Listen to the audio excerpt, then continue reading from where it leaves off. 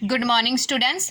10वीं वाले बच्चे, सिद्धि हिंदी विद्यालय के इस ऑनलाइन क्लासेस में आपका हार्दिक स्वागत है। अब बच्चों, यहाँ पे हमारा ये जो लेसन चल रहा है, जो काव्य, यहाँ पे 7वां यहाँ पे काव्य करीबन हमारा चल रहा है। यहाँ पे छाया मत छूना, ठीक है। गिरिजा कुमारी माथुर का ये काव्य है, जिसकी शुरुआत करीबन हो चुकी है। थोड़ा सा हम वापस देख लेते हैं ताकि आपको थोड़ा सा याद आए कि आगे की वीडियो में हमने कौन सी चर्चा की थी। छाया मत छूना, मन होगा दुख दूना। इस पंक्ति के माध्यम से कवि अपने मन को समझाते हैं।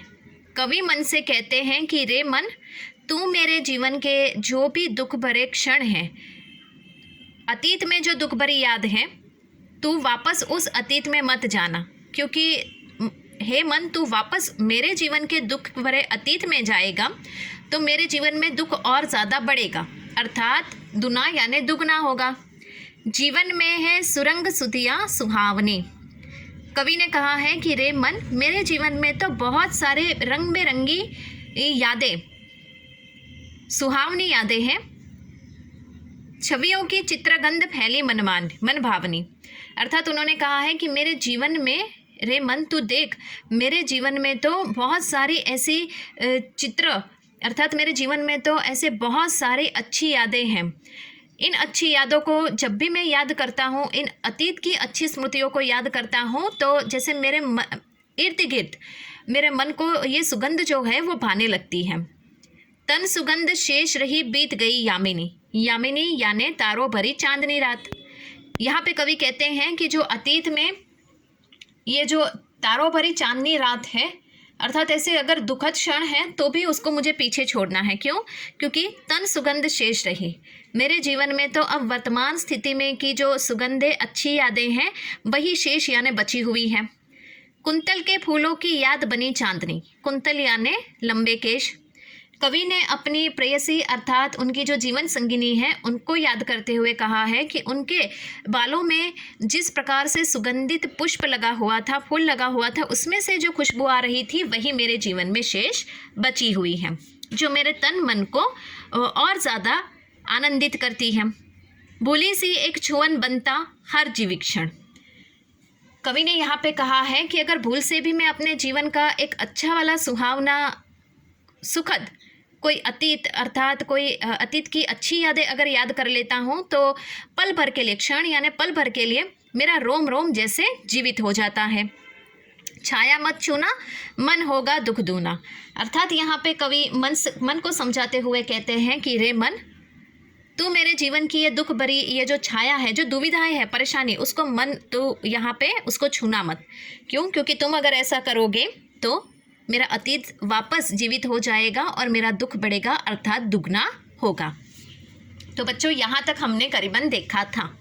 अब ये हमारा रिवीजन हुआ। अब यहाँ से थोड़ा और आगे बढ़ते हैं, देखते हैं कि कवि और हमें क्या कहना चाहते हैं। कवि ने कहा है, यश है या न वैभव है, मान है न सरमाया। कवि यहाँ पे कहते हैं कि मेरे जीवन में ना यश है, ना वैभव विलास है, ना मान सम्मान है, कुछ भी नहीं है। जितना ही दौड़ा तो उतना ही भरमाया। कवि ने आगे बहुत अच्छी बात बताई है कि मैं इन सब चीज़ों के पीछे, कौन सी चीज़? यश, वैभव, विलास, मान, सम्मान, इनके पीछे मैं जितना भी भागा हूँ उनको प्राप्त करने के लिए, उतना ही मुझे क्या, निराश होना पड़ा। मेरे सारे के सारे जो उसके पीछे भागने के जितने भी प्रयास थे, वो सारे व्यर्थ गए। प्रभुता का शरण बिंब केवल मृग तूष्णा। प्रभुता का शरण बिंब यानी यहाँ पे प्रभुता का शरण बिंब, उसका मतलब होता है बड़प्पन का एहसास। यहाँ पे शब्दार्थ मैं आपको बता दूँ, शर्माया।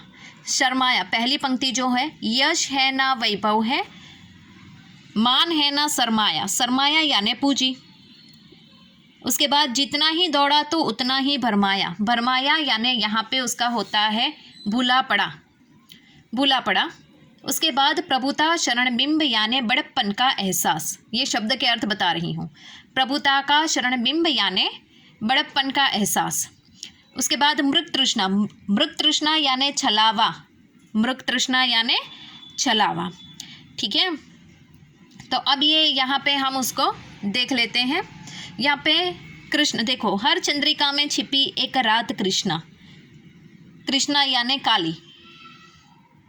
तो मैं आपको जब ये काव्य समझाऊंगी तब मैं आपको बताऊंगी, ठीक है। धीरे से ये काव्य समझने का प्रयास करते हैं।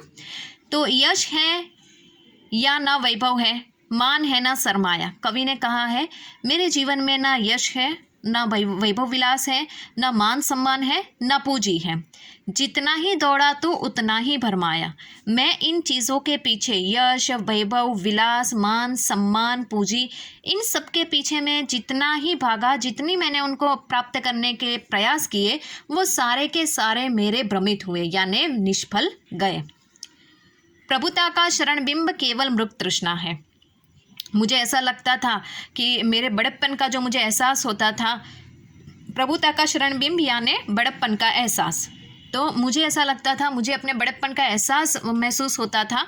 तो मृग तृष्णा, मुझे ऐसा लगा कि वो एक छलावा है। छलावा मतलब मुझे ये ऐसा ही बड़प्पन का ये एहसास हुआ था, लेकिन वो तो मेरा छल निकला, ऐसा कुछ है ही नहीं। मुझे अपने बड़प्पन के ऊपर मतलब इतना गर्व नहीं करना चाहिए था, क्योंकि मैं तो जिसको अपना समझता था, अर्थात जिसको बड़प्पन समझता था, मेरा बड़प्पन का एहसास समझता था, वो तो एक मुझे छलावा करके चला गया।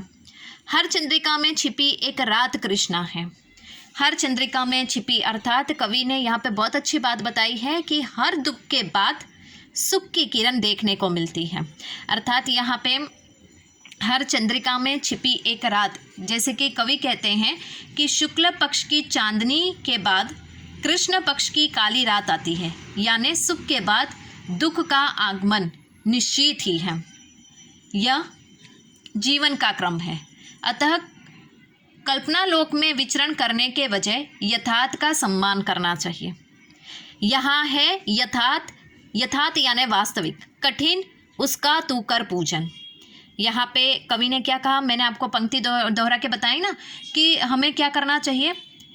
जो कल्पना शक्ति, अर्थात हम कहते हैं ना कि जैसे कि ख्याली घोड़े दौड़ते रहते हैं, कभी बड़ी बड़ी बातें करते हैं, मैं ऐसा करूँगा या ऐसी करूँगी, तो इस प्रकार से हम जो ख्याली पुलाव पकाते हैं बच्चों, वो नहीं, जो वर्तमान स्थिति है उसको हमें स्वीकार करना है।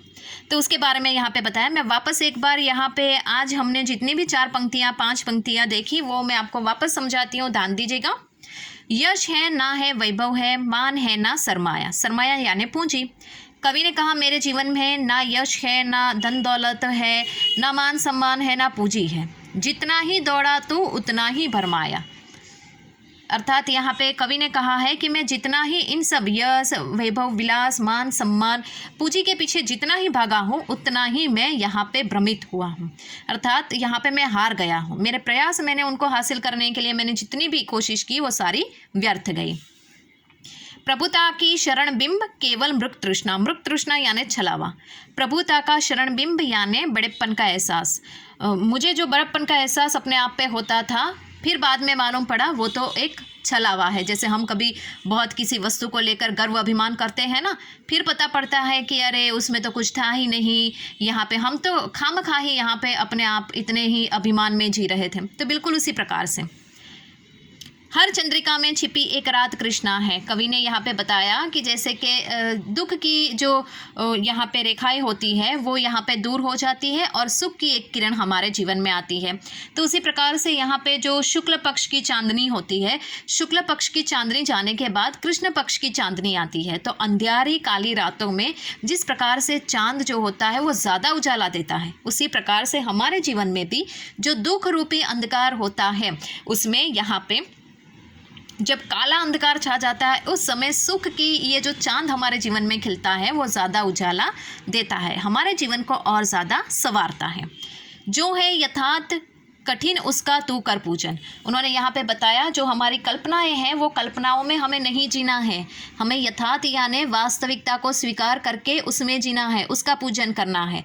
वास्तविक जीवन को, हाल ही में हमारे जीवन में जो हो रहा है, हमें उसे स्वीकार करना है। छाया मत छूना मन होगा दुख दूना। कवि ने अपने मन को समझाते हुए कहा है कि रे मन, तू मेरे अतीत की यादों में मत टटोल उसको, तू मत इतना हद से ज़्यादा बहका, क्योंकि अगर मन ज़्यादा बहक जाएगा तो मेरा दुख जो है वो दुगना हो जाएगा और ज़्यादा बढ़ जाएगा। तो बच्चों आज के इस वीडियो में हम यहाँ तक हमने देखा। आने वाले वीडियो में बाकी जो हमारा काव्य है उसकी हम चर्चा करेंगे। तब तक के लिए यहाँ पे रुकते हैं। Thank you.